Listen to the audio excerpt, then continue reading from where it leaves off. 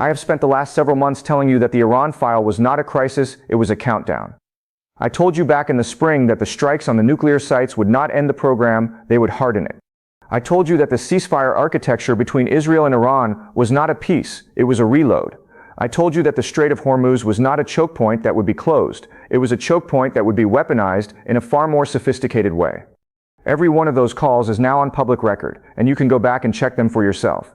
Today I am going to make one more prediction, and I want you to understand that this one is different. This one is not about the next 6 months. This one is about what happens if Washington makes the move it is currently, quietly, being pushed toward. Because if that move happens, the Iran war stops being a Middle Eastern war. It becomes the largest global crisis since 1945, and I am going to show you exactly why, exactly how it transmits, and exactly which 3 dominoes fall in the first 72 hours. I am Professor Jiang Xueqin. On this channel, we do not do panic, and we do not do cheerleading. We follow the logic of power. We follow the incentives. We follow the geography. We follow the money. I do not care what CNN says tonight. I do not care what Fox says tonight. I do not care what the White House podium says tomorrow morning. I care about the structural forces underneath the headlines, because those are the forces that actually move history. And I will be honest with you, what the logic is telling me right now is the most alarming conclusion I have ever reached on this channel. It is not a conclusion I wanted to reach. I checked it 3 times before I sat down to record.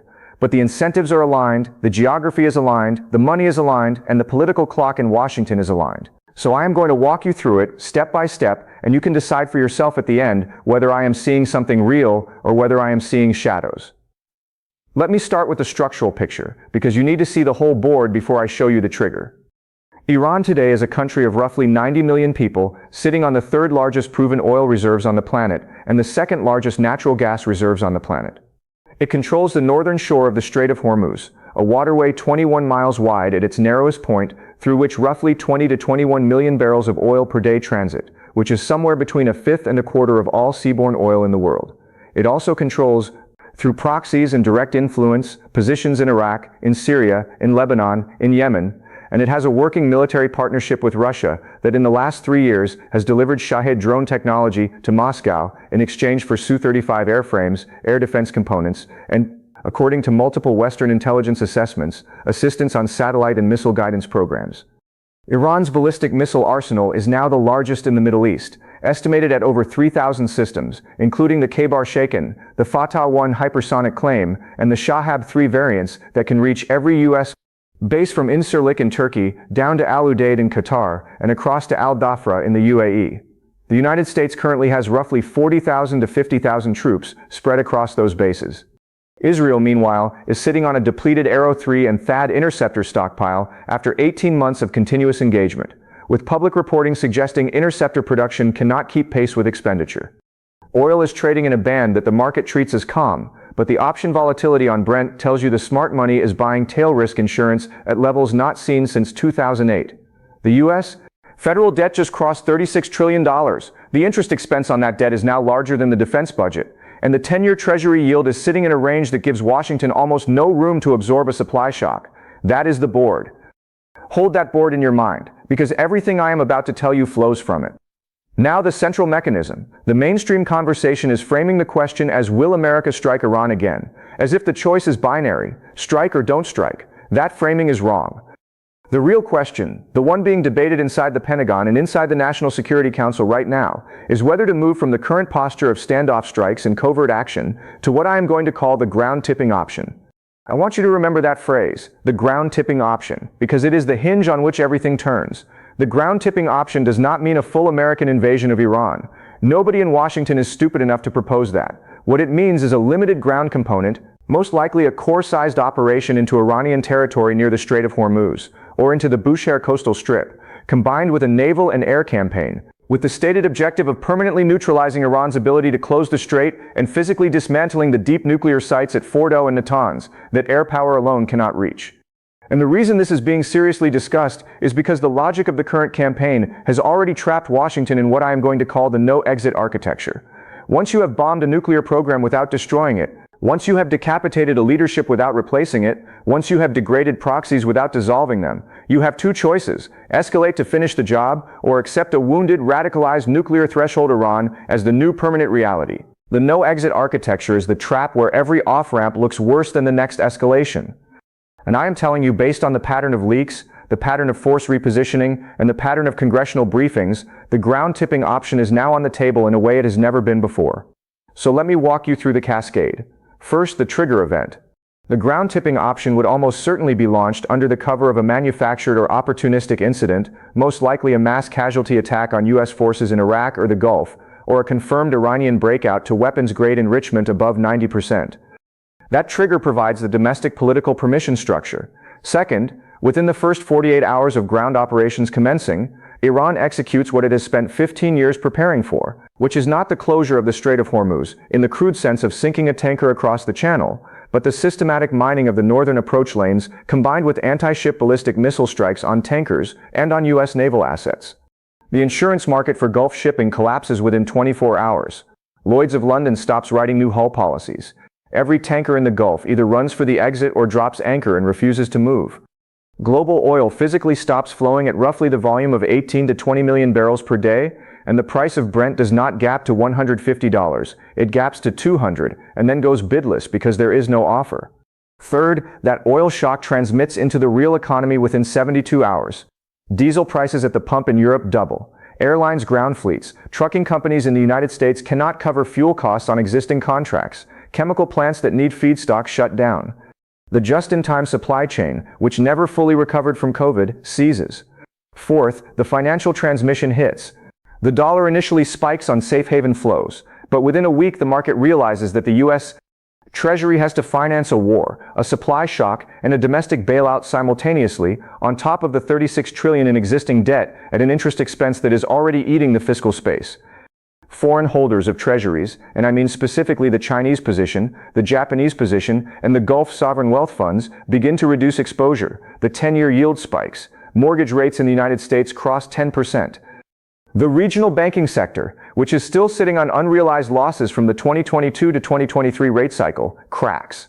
Fifth, and this is the step almost nobody is modeling, Russia moves, not into Iran directly, but into the second front that Moscow has been preparing for 18 months.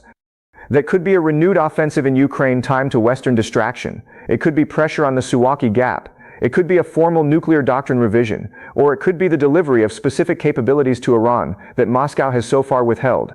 Most importantly, S-400 systems, with Russian crews and modern electronic warfare assets that would raise the cost of continued American air operations by an order of magnitude. And sixth, China watches. China does not move militarily. China does something far more consequential, which is that Beijing quietly accelerates the settlement of its energy imports in yuan, expands the swap line network it has been building with the BRICS Plus countries, and lets the world watch what happens to a country that becomes strategically dependent on a dollar system run by a government that just walked into a war it cannot afford. That is the cascade. 6 steps, 72 hours to 2 weeks, and every step is already pre-positioned. Now let me take each major actor and explain their structural incentive, because you cannot understand this without understanding why each player is locked in. Start with Washington. The mainstream frames the American decision as a choice between hawks and doves, between the Pentagon and the State Department, between one administration's instincts and the other's. That framing misses the deeper calculation. The American security establishment has concluded, correctly or not, that a nuclear Iran is an existential threat to the entire architecture of American power in the Middle East, because a nuclear Iran ends the security guarantee to the Gulf monarchies, which ends the petrodollar recycling arrangement, which ends the exorbitant privilege of the dollar as the sole reserve currency for energy. In other words, Washington believes that letting Iran cross the nuclear threshold is not a regional loss. It is the end of the American century. Once you understand that framing, you understand why the ground-tipping option is being seriously considered, even though every rational cost-benefit analysis says it is madness. The incentive is not to win a war. The incentive is to prevent the collapse of the dollar system. Now Tehran. The mainstream frames the Iranian regime as ideological, irrational, driven by martyrdom theology. That framing is useful for propaganda, but it is analytically worthless. The Iranian regime is one of the most coldly rational actors in the international system, and its structural incentive is survival. The regime has watched what happened to Saddam Hussein when he did not have a nuclear deterrent. It has watched what happened to Muammar Gaddafi when he gave up his program. It has watched what happened to Kim Jong-un, who did not give up his program, and who now gets summits and letters. The lesson the regime has drawn is unambiguous, which is that only a demonstrated nuclear capability guarantees regime survival. Every strike that fails to end the regime accelerates the regime's incentive to cross the threshold. Now Moscow. The mainstream frames Russia as opportunistic, taking advantage of Western distraction. That is partially true, but it misses the structural point. Russia's economy is now a war economy. Roughly 40% of the federal budget is defense and security spending, and that economy cannot demobilize without collapsing. Russia needs continuous conflict, and Russia needs continuous high energy prices. An American ground option in Iran gives Moscow both. It also gives Moscow the ability to bleed the United States in a second theater at almost no direct cost. The incentive is overwhelming. Now Beijing. The mainstream frames China as a rising challenger looking for opportunities to displace American power. That framing is too simple. China's structural incentive is not to fight the United States. China's structural incentive is to inherit the system after the United States exhausts itself. Beijing has spent 20 years watching Washington bleed itself in Iraq and Afghanistan, and Beijing has calculated with considerable evidence that the fastest path to Chinese primacy is not confrontation but patience. An American ground war in Iran is, from Beijing's perspective, the single greatest strategic gift imaginable, provided China does not get dragged into it directly. That is why you will see China play the role of peacemaker publicly while doing absolutely nothing to prevent the war privately. And finally, Israel. The mainstream frames Jerusalem as the driver pushing Washington toward escalation. That is partially true, but it misunderstands the constraint. Israel's interceptor stockpile is finite. Israel's economy has taken a serious hit from 18 months of mobilization. Israel's political leadership has staked its survival on ending the Iranian program. Israel cannot finish the job with its own air power alone, which is exactly why Israel needs the American ground-tipping option to happen. The incentive is not preference. The incentive is necessity.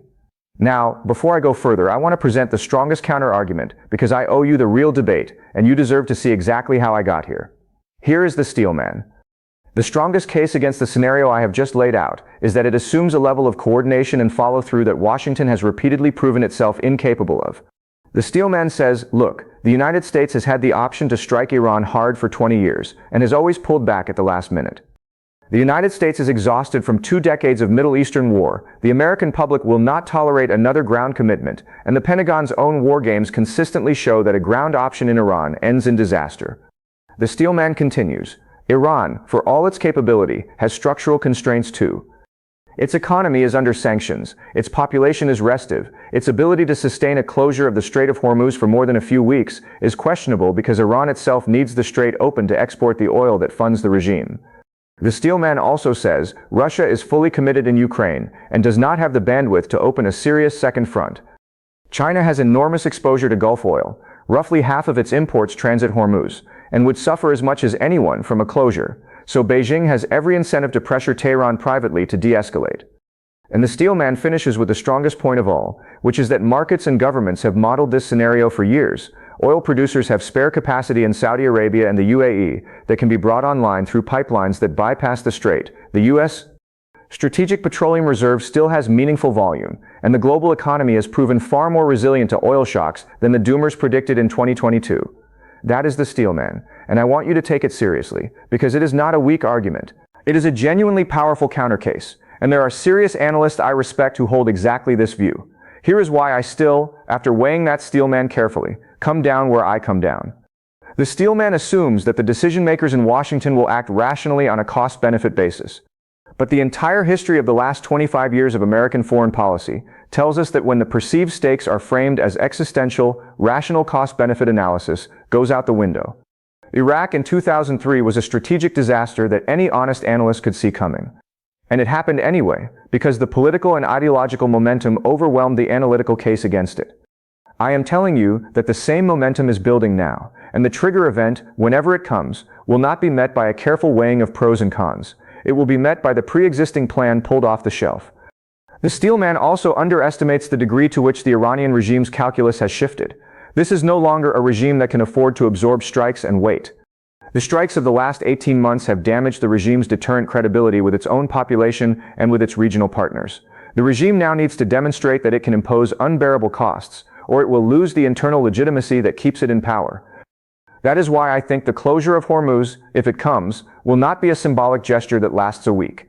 It will be a maximum pressure campaign designed to break the American political will before the American military campaign can break the regime. And on Russia and China, the steelman is correct that both have constraints, but it underestimates how attractive the opportunity is. Russia does not need to open a full second front. Russia only needs to make American resources stretch in 3 theaters simultaneously, which is the classic imperial overextension trap that has ended every great power in history. China does not need to want the crisis to benefit from it. China only needs to be the last major economy standing when the dust settles. Let me talk about the historical parallels, because I think they are instructive and I want you to hold them in your mind. The closest parallel to what I am describing is not 1990 and the First Gulf War, which was a limited coalition-based operation with clear objectives and a defined exit. The closest parallel is 1914. In 1914, every major power had incentives that individually seemed manageable, alliances that seemed defensive, and mobilization schedules that seemed reversible. The assassination in Sarajevo was not in itself a world-ending event. It became a world-ending event because the underlying architecture of incentives and commitments was so tightly coupled that once one power moved, every other power had to move within days, and within 6 weeks Europe was in a war that killed 20 million people and ended 4 empires. What I am telling you is that the current architecture around Iran has the same coupling. The mobilization schedules are the oil markets and the debt markets, which move in hours, not weeks. The alliances are the informal but binding commitments between Washington and Jerusalem, between Moscow and Tehran, between Beijing and everyone. And the Sarajevo moment is the trigger event, whatever form it takes. The second parallel I want you to hold is 1956, the Suez Crisis. Suez was the moment when the British Empire discovered that it could no longer conduct an independent great power military operation because the United States, holding the dollar and the debt, could veto it financially. The Americans crashed the pound and Britain withdrew. Suez is the moment historians point to as the death of British global power. I want you to consider the possibility that a failed or ruinously expensive American ground operation in Iran is the American Suez, the moment when the world discovers that Washington can no longer conduct an independent great power military operation because Beijing, holding a significant portion of the marginal treasury demand, can veto it financially. That is not a prediction I make lightly, and it is not a prediction I want to make, but the logic is there. Now let me turn to what I think happens to the dollar, because this is the piece that most analysts are missing. The dollar is not strong because the American economy is strong.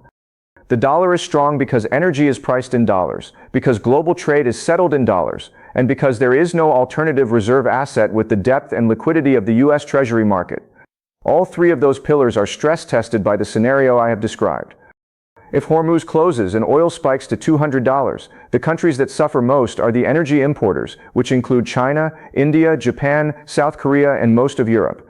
Those countries will look at the crisis and draw a lesson, which is that being dependent on a single currency energy system controlled by a government that just walked into a war is a strategic vulnerability they cannot afford. They will not abandon the dollar overnight.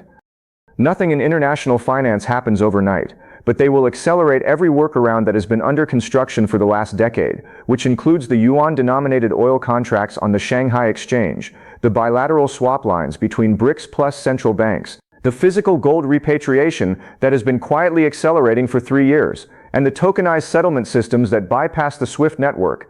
The dollar will not collapse. Nothing that big collapses. But the dollar will lose the marginal share that gives it its exorbitant privilege, and once that privilege is gone, Washington's ability to finance its debt at low rates goes with it. That is the transmission chain from a Middle Eastern war to the end of the American financial order. 6 steps, and every step is already partway built.